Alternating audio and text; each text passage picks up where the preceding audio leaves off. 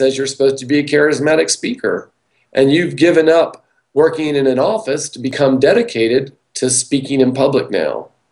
Have you felt your life force more enjoyable since you've made this change? Oh, absolutely. I mean, I would dread every day. And granted, I was self-employed. It was my own business.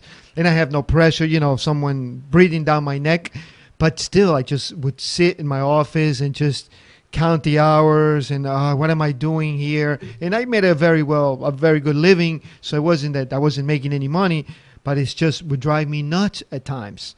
And you didn't feel satisfied. You did not feel satisfied, did you? Absolutely not. Absolutely not. I mean, and it was at times it was a conflict because I had outside forces, especially family members, tell me, how can you want to, why would you want to leave your business? You make good money. This is your own business. You're important in society because you have your own business.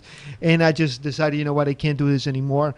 I did it, and I just got to pursue what unconsciously I would say what I'm doing now, and what other projects that I have in mind. But I wanted to ask you a quick question, Joseph, and we're coming towards the end of our show, but can you explain, you said in the case of Sandra, she's a generator, and in my case, I'm a manifesting generator. What's the difference, or what is a manifesting generator?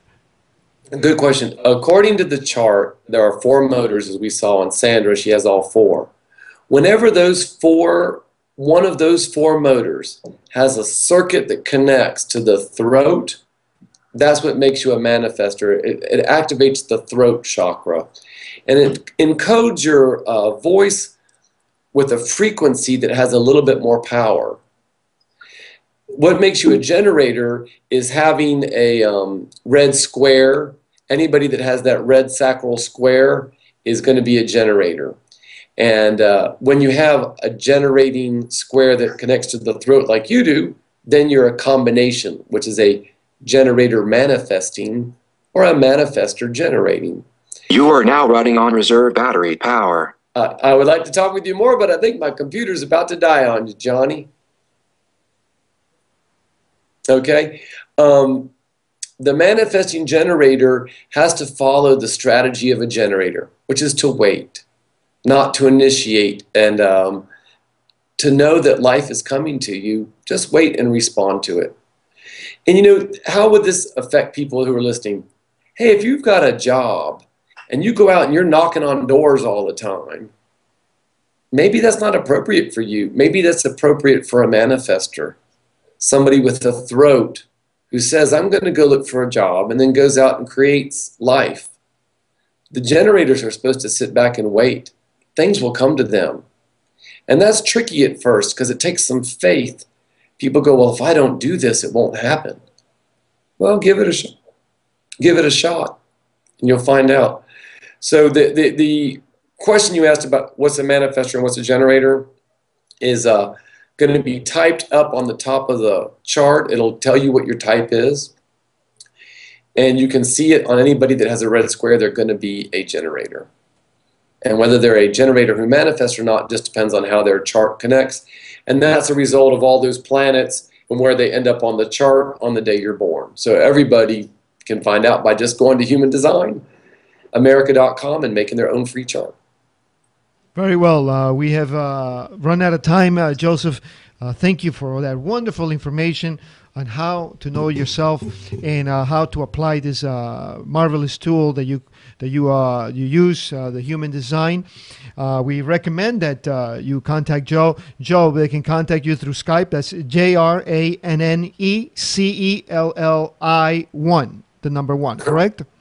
That's Skype. And this is extremely important because you don't need to be physically next to Joe or in the same town. We can, you were telling me today you were doing a reading from someone in Japan, I believe, right?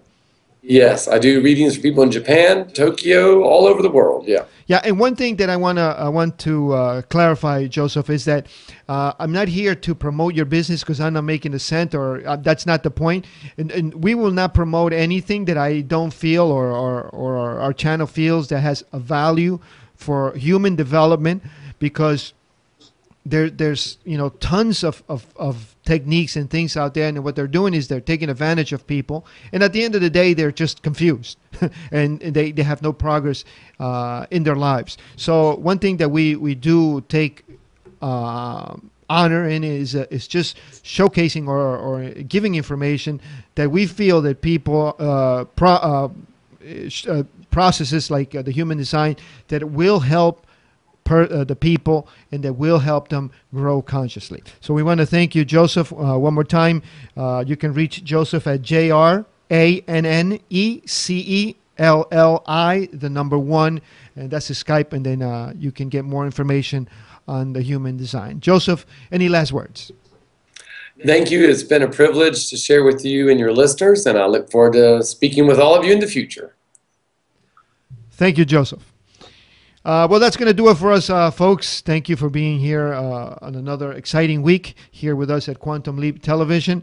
We will see you back on Monday, again, with the Truth Hour, 7 o'clock Standard Time in Ecuador, 8 p.m. Eastern Standard Time in the United States and in Canada. I'd also like to remind you, if you've missed any of our shows, you can see us on YouTube. You could just search QL Television, and there you can see all of our shows in our programs. Thank you once again. Have a great week, and I'll see you on Monday. Ciao.